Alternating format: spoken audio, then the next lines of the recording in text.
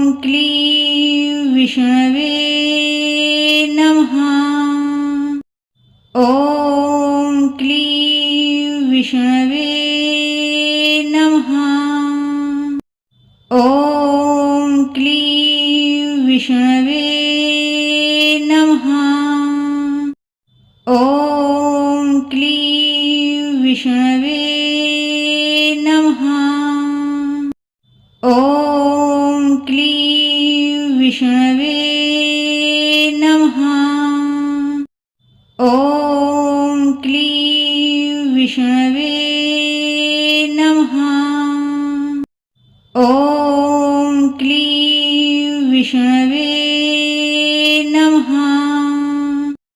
ॐ क्लीं विष्णवे नमः। ॐ क्लीं विष्णवे नमः। ॐ क्लीं विष्णवे नमः। ॐ क्लीं विष्णवे नमः। ॐ क्लीं विष्णवे नमः। ॐ क्लीं